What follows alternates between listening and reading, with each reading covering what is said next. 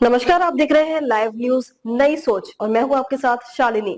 आओ बढ़ते हैं आज की बड़ी और खास खबरों की ओर।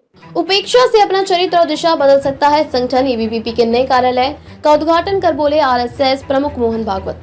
राष्ट्रीय स्वयंसेवक संघ आरएसएस प्रमुख मोहन भागवत ने चेतावनी देते हुए कहा कि यदि किसी संगठन की उपेक्षा की जाती है तो इस बात की पूरी संभावना है कि वह अपना चरित्र और दिशा बदल सकता है। उन्होंने ये बात अखिल भारतीय विद्यार्थी परिषद एबीवीपी के नए कार्यालय यशवंत के उद्घाटन के बाद कही, जिसका नाम यशवंत राव केलकर के नाम पर रखा गया है।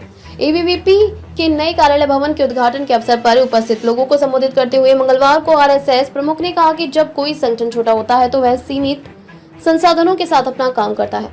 पूर्व उपराष्ट्रपति एम वेंकैया नायडू, वरिष्ठ भाजपा नेता मुरली मनोहर जोशी और केंद्रीय मंत्री नितिन गडकरी, पीयूष गोयल, धर्मेंद्र प्रधान और गजेंद्र शेखावत समेत कई गणमान्य लोग इस कार्यक्रम में शामिल हुए। इस अवसर पर बीजेपी अध्यक्ष एवं केंद्रीय मंत्री जेपी नड्डा और दिल्ली की मुख्यमंत्री रेखा गुप्ता भी उपस्थित थीं।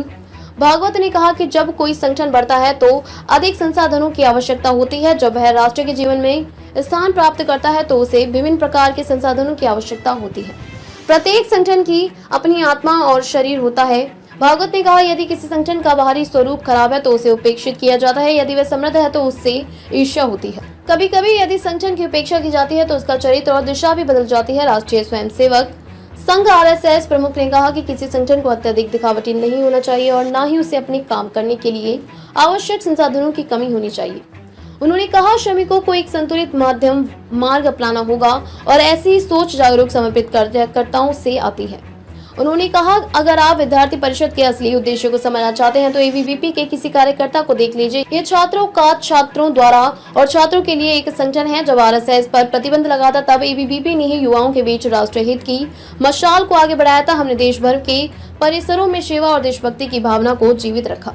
आरएसएस प्रमुख ने ये भी कहा कि मुख्यालय का निर्माण हमें उसका प्रशासक बना सकता है, लेकिन इससे हमारे कंधों पर बड़ी जिम्मेदारी भी आ जाती है। आज हम दुनिया के सबसे बड़े छात्र संगठनों में से एक हैं, जिसके 58 लाख से ज्यादा सदस्य हैं, पर हमारा काम अभी तक खत्म नहीं हुआ है। हमें शिक्षा, छात्रों और अपने देश के भविष्य के लिए लड़ना जारी रखना चाहिए। उन्होंने कहा कि परिस्थितियां दिशाएं बदलती हैं, दशा बदल जाती है, दिशा बदल जाती है, लेकिन हमारा कर्तव्य राष्ट्र निर्माण के पथ पर केंद्रित रहे। भारत की ओर देख रहा है विश्व।